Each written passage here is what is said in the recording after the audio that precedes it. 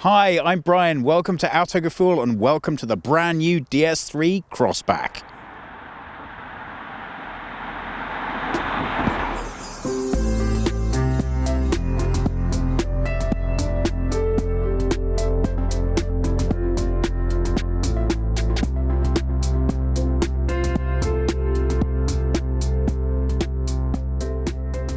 Just take a look at this face. Now, we start off with a fairly modern conventional trapezoid grille, so that's a nice way of making a smaller SUV have a real visual presence. But look at what happens here. There's so many levels, so many angles. There is so much happening in the front of this car right from the get-go. It announces loud and proud, I don't care if you don't like it, this is who I am. Now, there's an awful lot of design DNA in here which is very particular to the DS brand. At 4 meters 12 or 13'5", you might expect that some of that styling would dampen down as we come through to the side.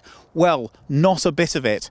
Right from these custom 18-inch wheels, now they're standardly available from 16 up to 18. Just take a look at the way in which this styling continues right down the flank of the car. Well, the obvious design feature here is clearly this reverse shark's fin cut into the passenger door, making a big bold statement visually right from the start. Look at the way this detail line swoops down into the lower portion of the door. Well, this car is the first one for the PSA group that is going to be built on the EMP1 platform. So I think it was clearly very important to them that they made a big statement with it. Visually, you can see they haven't backed off a bit from the front as you come round. From the contrasting roof to the sweeping roof line and the very much disproportionate door panels that we have here. Everything is designed to make sure that as you look at this car from pretty much any angle, it couldn't possibly be anything else. Most cars have an angle that just about managed to tell their whole story, and for me, this is the angle that does that for the Crossback. You really can get a sense of how that completely unique design has been wrapped around from the side straight into the back, and there's a lot of nice design elements that have been followed through from the front too. Look at these narrow lights. Look at the amount of fun that's brought round in this shape. This lovely spoiler on the rear. You can start to see quite what's so challenging about designing for this class of vehicle. Look at the size of this rear. They've done a huge amount to break that up visually with these horizontal design lines, but still, nonetheless, you're presented with an awful lot of boot back here. That's simply the way that the vehicle is put together. So, I'm really impressed with the uniqueness of the design. You're either going to love it or hate it, and I will say this to you.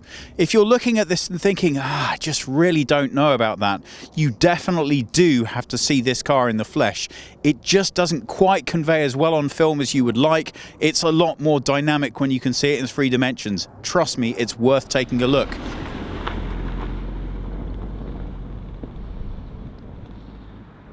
Let's take a look and see what's powering this thing.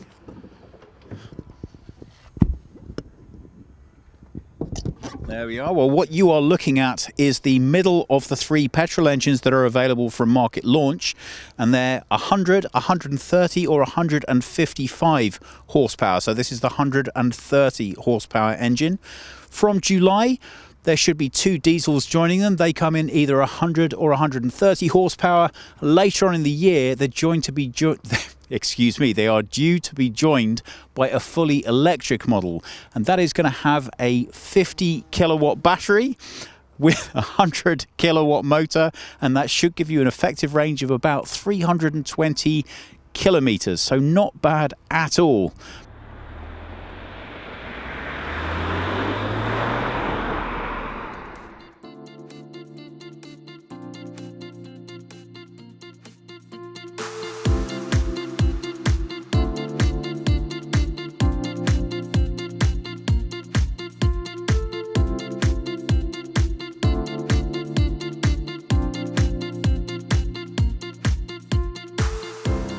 Material selection first off.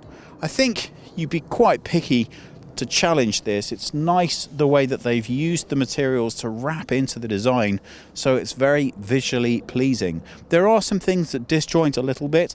This is a very flowing feel to the door, but yet here we have this very angular vent. So a relatively discreet inlaid DS foot panel as you get into the car, quite an elevated lift on that lip, which does make it surprisingly less straightforward to get into than we've come to expect from smaller SUVs. You do actually have to do a little bit of lifting and juggling to get over that lip. But once you do, you're sitting in the seat, which in this car is a nice bit of breathable fabric in the middle, so that's great for keeping you hot or cold as you need. In this car, as an optional extra, we've got heated seats, and on a cold day like today, as it is in Berlin, Thomas and I are more than a little bit grateful for those. Well, the seats look stylish and nicely appointed, but are they comfortable to sit in? Well, the first experience you have is a bit of a mixed bag, actually. They do feel comfortable, but the two things you immediately notice are, one, the driving position in this vehicle is rather unusual. You're very deeply embedded into it, which feels a little bit odd given how small of an SUV this actually is. And the seats, whilst providing bolster support, don't hold you quite as tightly as you might like. And I'm more than a little bit keen to see how that relates to your experience once you're actually driving it. That said, everything in here looks really great. You have to say, whether you like it or not, that looks very original indeed. The way the screen's been inset into this high quality Alcantara finish looks great. The way the small driver's display here really isn't reminiscent of any other display I can immediately think of. And the way that the steering wheel controls are kept really subtle and discreet within the overall design really adds up to making this a very original feeling. But does that translate to good usability? Well, obviously we'll find out more about that when we start driving. But for now, let's have a look and see how all of that technology plays out once you actually start the car. Well, the first thing to notice here is how well all of this technology has been put together from a use of the German radio industry. Let's turn that down. There we go.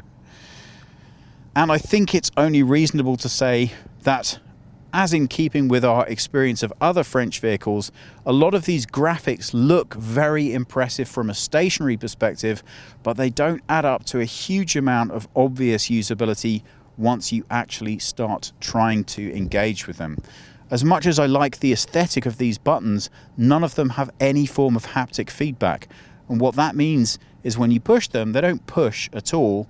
They're just sense buttons. And I wonder if that could add up to being a little bit of a problem when you're driving.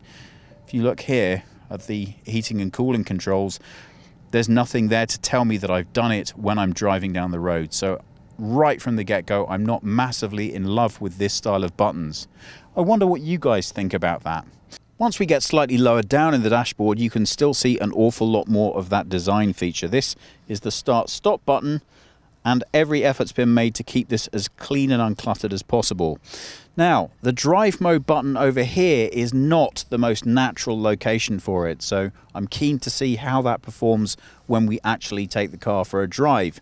As we look further back, well, anyone who's a big fan of Peugeot will know and either like or not this gear stick. Well, obviously that's for the automatic. I've found that it actually is a lot more solid than it looks, and it feels very nice to use in the hand. So if you haven't tried one out, that's 2 thumbs up for this. So if it doesn't look like the most appealing thing you've ever seen, trust me, it's nice to use.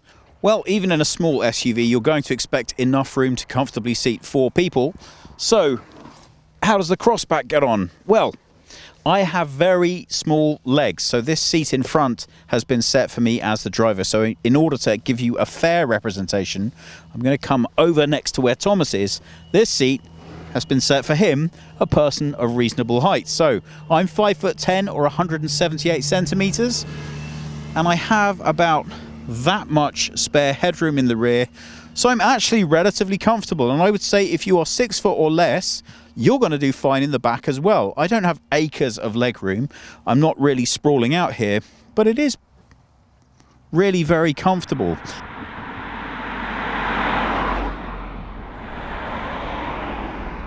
Well, with a caboose this size, there should be plenty of room in the trunk. Let's take a look. Well, I think that's a little disappointing. That's 350 litres of load space right there. I guess what I'm not massively in love with is just the size of this lip. It just means that when you're loading cases into the back, it's just a little bit more fiddly than it might be.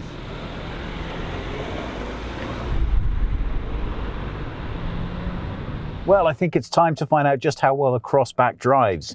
Now, we are in the middle of the 3 available petrol engines. That's 130 horsepower, 230 Newton meters of torque, and it's all delivered by an 8-speed automatic gearbox. Although I should point out, whatever flavor of engine you go with, it's going to come with that. Now, that promises a fuel efficiency of 5 litres for every 100 kilometres driven. I'm not completely sure we're going to be getting that, but it also says that it will give you a 0 to 100 kilometres per hour speed of about 9.2 seconds. So not the fastest off the block, but I think we're still going to be able to see more than a little bit of interest in the drive here. Well, we're about to enter straight onto the highway and we are trusting in Thomas's natural intuition. That's a nice time to give it a little bit of gas and see how it handles right off the get-go. Well, I can tell you that the acceleration is nice. It's not crazily overpowered. Now, there are 3 driving modes available in this car. You get Eco, you get Standard, and you get Sport. But I have to tell you, in our experience of driving this car today, and we've spent around about 3 to 4 hours driving, really the only significant difference that you're likely to experience when you select Sport is a somewhat underpowered engine making a noise pretending to be that it's something that it just isn't. So I really find, for my personal comfort and enjoyment, the normal driving mode delivers everything that I want. When you put your foot down, it makes an appropriate noise for a 130 horsepower engine and it delivers you an appropriate flush of power. Now, Thomas is indicating that we need to turn off here, and that's a great opportunity to show you something else that I really like about this car. We've got a right-hand exit, and if I give it a little bit more speed than possibly I should on this exit corner, you can see the handling around bends is great. Given that we have that higher ride height, it's really nice to feel how well this car sits on the road and how secure it makes me feel. Now, that does highlight one of the other things that's maybe not quite as ideal as it could be, and that is the seats. Whilst they are comfortable to sit in, they just don't hold you quite as snugly as you might like to really make the most of pushing this thing round bends once you get out onto the open countryside. I don't know how much you're going to be doing of that in this car anyway, so realistically, I think it gives you everything you could actually want. So, drive's nice, the comfort's nice. How about the overall experience? Well, I can tell you that the infotainment system, it's just not working for me. This digital display, I can't really find a way of setting it up that provides me with the information that I like to look at while I'm driving in anything that represents a clear and easy to digest format. But if you want to spend an extra €300, is it 350, Thomas? I think it is 350. Okay, €350, which I don't think is bad value at all. You get this head-up display. And I can tell you that value for money, this is great. It really does present very simple information in a very, very easy to digest manner. I don't always recommend head-up displays because often it's just an expensive way to waste money. But in this car, I think it provides you with a really nice alternative so you can continue to enjoy the aesthetic design of the cockpit graphic without really needing to wrestle your way through it in order to get at what you need. That information is very crisply, easily and controllably presented to you on this head-up display. So I would definitely recommend that as an extra.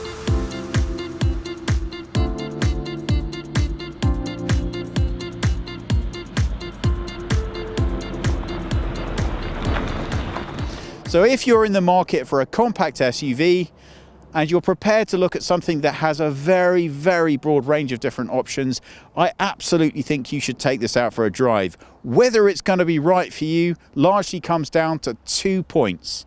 One, how do you feel about all of this styling? Do you like being a little bit different, a little bit unique? Then give it a try. And 2, do you want to go for the lower models, or do you really want the bells and whistles? Because that's where it really starts getting a little challenging for me and this car. But all in all, one of the nicest things for us when we test vehicles is to find something new, fresh, exciting, challenging. And I think you really can say that this car delivers on all of those fronts. Whether it's right for you or not, well, you'll have to tell us. We hope you've enjoyed watching. Please, if you have any comments or questions, pop them below. Please subscribe, and we hope we'll see you all again soon.